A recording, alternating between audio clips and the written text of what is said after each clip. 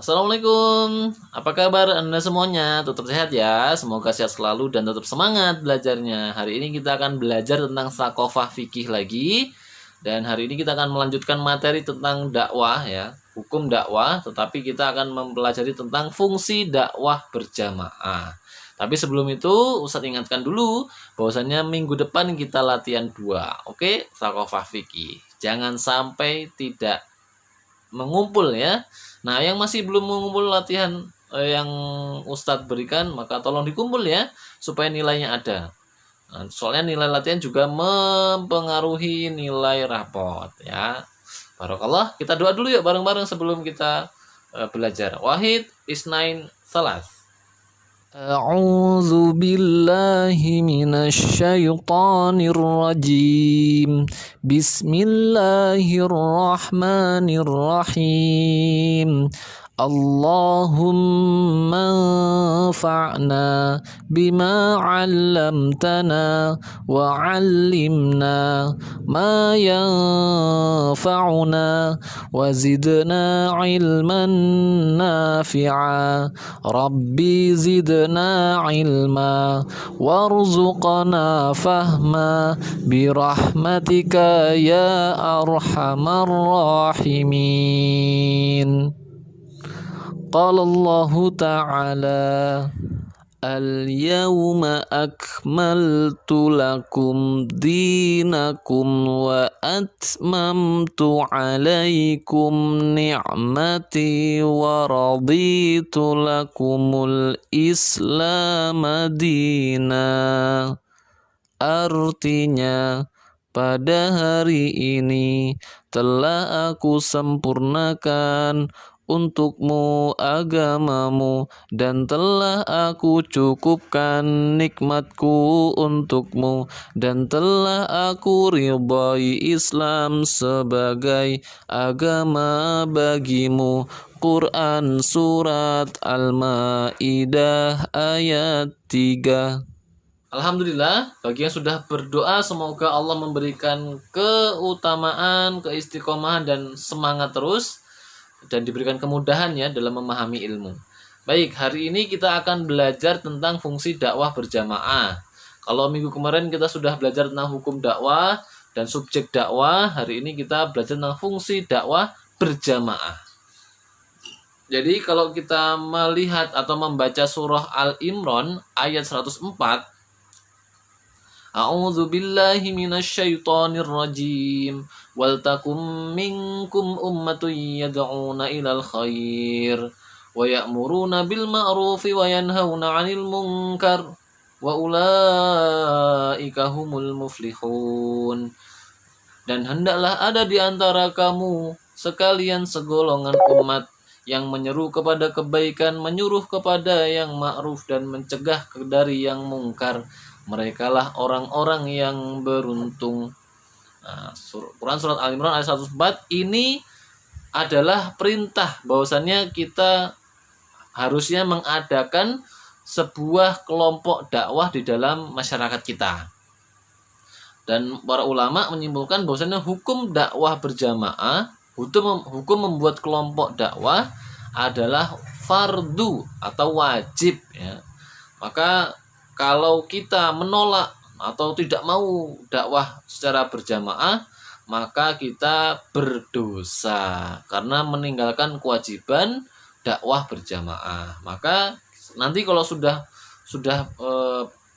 bisa bergabung atau punya teman-teman nih buat kelompok sendiri, misalkan kelompok kelas 6 Ikhwan, yuk kita buat kelompok dakwah yuk. Dakwahnya ngapain? Ngajakin teman-temannya sholat, ngajakin teman-temannya tahfiz. Nah, itu boleh. Nah, dibuat kelompoknya tapi harus istiqomah, saling mengingatkan. Nggak apa-apa, pahalanya lebih banyak nanti ya. Nah, fungsi dakwah berjamaah yang Ustaz tuliskan ada 2 ya, supaya mudah memahami. Yang pertama adalah melakukan amar ma'ruf secara berjamaah kepada negara dan juga masyarakat. Jadi yang diingetin itu bukan lagi individu-individu. Boleh mengingatkan individu, tapi kan terlalu, masa jamaah orang banyak ingetin satu orang. Nah, tapi kalau dia satu orangnya itu adalah pemerintah atau negara, itu lebih bagus, bisa. Tapi fungsi yang pertama adalah amar ma'ruf atau mengajak kepada yang ma'ruf kepada masyarakat tempat dia tinggal dan juga negaranya. Jadi ada dakwah kepada masyarakat, ada dakwah kepada negara.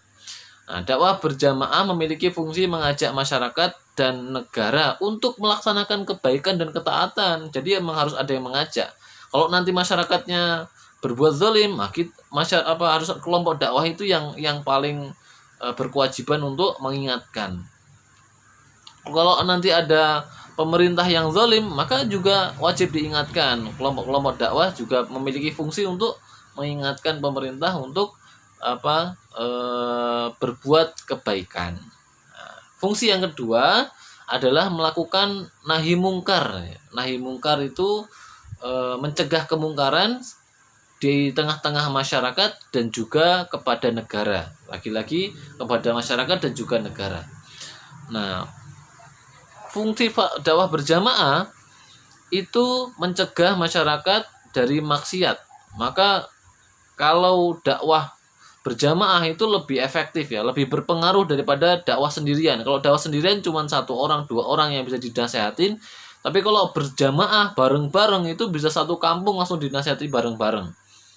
Nah, negara juga begitu. Kalau ada negaranya berbuat zalim, kan tadi Ustaz sudah jelaskan, langsung bisa dinasehati bersama-sama, bareng-bareng. Kalau nasihatin sendirian kan sepertinya masih khawatir-khawatir gitu kan, sendirian takut dan sebagainya. Tapi kalau berjamaah bareng-bareng kan lebih kuat, lebih berani kan gitu. Maka dakwah berjamaah itu lebih berpengaruh di masyarakat dan juga di dalam negara. Nah, manfaat dakwah berjamaah itu apa saja Ustadz? Ada 4 yang Ustadz tuliskan di situ ya. Yang pertama, memudahkan kegiatan amar ma'ruf nahi mungkar. Kalau kita dakwah sendirian itu paling yang bisa diajak cuma 1 orang, 2 orang. Tapi kalau dakwah berjamaah itu yang diajak sekali gerak langsung bisa 10, 20 orang, 30 orang, bahkan sampai ratusan orang. Sekali gerak saja. Kalau dakwah sendiri-sendiri ya berat, makanya dakwahnya lebih enak itu berjamaah. Tapi juga tetap wajib dakwah individu ya. Ini kita soalnya lagi membahas tentang dakwah berjamaah. Lebih efektif, lebih berpengaruh. Nah, untuk mengajak manusia yang banyak mentaati Allah dan meninggalkan kemaksiatan. Nah, manfaat yang kedua adalah memudahkan istiqomah dalam berdakwah. Biasanya seseorang itu ketika sudah berdakwah, kalau sendirian ya, pasti ada masanya itu males, lesu, lemas itu kan. Karena sudah semangatnya turun. Tapi kalau berjamaah, maka yang lemes, lesu, males itu nanti akan mudah untuk dihilangkan. Kenapa? Karena di dalam jamaah berdakwah itu, dalam kelompok dakwah itu, mereka juga saling mengingatkan, sebagaimana para sahabat yang juga saling menguatkan. Para sahabat itu juga membentuk jamaah, membentuk kelompok dakwah Islam di Mekah waktu itu, yang mengajak masyarakat Mekah dan pemimpin-pemimpin Mekah untuk masuk Islam. Dan ketika ada seorang Muslim yang disiksa, yang dizolimi, maka mereka juga saling membantu. Lihat bagaimana Bilal bin Rabah dibantu oleh Abu Bakar As-Siddiq dan yang lainnya ya, banyak. Maka mudah untuk istiqomah ketika kita itu masuk dalam sebuah kelompok dakwah atau membuat kelompok dakwah. Yang ketiga, nah ini yang paling asik. Yang ketiga adalah mendapatkan pahala yang lebih banyak. Kalau dakwah sendiri, dakwain 1 orang dapat 1 orang, maka pahalanya cuma 1 orang. Tapi kalau dakwah berjamaah, misalkan ada 10 orang dakwah bareng-bareng, maka 10 orang itu satu-satu, masing-masing orang mendakwai 1 orang. Otomatis kan total yang didakwai adalah 10 orang. Dan pahala 10 orang itu datang ke kita semua. Ustadz dapat 10 orang, padahal mendakwai cuma 1 orang, tapi pahalanya 10 orang. Yang teman-teman Ustadz juga sama, dapat 10 orang juga pahalanya. Jadi ketika kita dakwah berjamaah, pahalanya lebih besar. Pahalanya dapat lebih banyak. Kalau dakwah sendirian cuma bisa di sini aja, di sekolahan ini aja. Tapi kalau dakwah berjamaah bisa ke sana-sana, bisa berpencar, saling berdakwah. Lebih nikmat, lebih banyak pahalanya. Karena ketika Rasulullah bersabda, "Man dalla ala khairin falahu mislu ajri fa'ilihi." Maka Rasulullah memberikan semangat, barang siapa yang menunjukkan kepada kebaikan, maka baginya seperti pahala orang yang melakukannya. Kalau 10 orang tadi itu melakukan bersama-sama, maka pahala 10-10-nya ke kita, tanpa mengurangi pahala mereka. Kan enak. Misalkan ngajarin orang sholat di 10 tempat. 10 tempat kan berarti kan ada 10 orang yang ngajar. Yang diajar juga 10 orang. Maka 100 orang itu langsung dapat bareng-bareng. Ini kalau berjamaah. Karena dakwah berjamaah itu pasti saling mendukung, saling menyemangati, maka pahalanya juga bersama-sama. Gitu ya. Jadi harus semangat dakwah, membuat kelompok dakwah atau bergabung dalam kelompok dakwah. Nanti kalau sudah mampu atau bisa menjalankan amanah dakwah di masyarakat. Harus itu. Misalnya udah SMP itu, nanti harus punya misalkan kelompok dakwah apa ya untuk remaja, teman surga atau sahabat karib. Nah, itu nggak apa-apa, ikutin aja. Nanti lama-lama kita akan punya kemampuan berdakwah dan mendapatkan pahala yang banyak dari dakwah kita. Yang keempat, mendapatkan keberuntungan dari Allah Subhanahu wa taala. Nah, ini yang ada di dalam surah Ali Imran ayat 104 ya. Dalam bagian akhir, wa ulaika humul muflihun. Dan merekalah orang-orang yang beruntung. Jadi orang yang berdakwah secara berjamaah itu orang-orang yang beruntung, kata Allah. Dapat keberuntungan dari Allah. Otomatis kan kalau dapat keberuntungan dari Allah, pahalanya surga. Lebih mudah mendapatkan pahala surga. Maka sangat beruntunglah orang-orang yang dakwah secara berkelompok atau berjamaah. Maka Anda semuanya jangan lupa nanti kalau sudah bisa membentuk kelompok atau sekarang juga sudah bisa membentuk kelompok dakwah, buat supaya dapat pahala yang banyak juga. Oke? Barakallahu fikum, sampai di sini semoga bisa difahami ya pelajaran kita. Kita tutup sama-sama dengan membaca lafaz hamdalah dan doa penutup majelis. Alhamdulillahirabbil alamin, subhanakallahumma bihamdika, asyhadu an la ilaha illa anta, astaghfiruka wa atubu ilaik.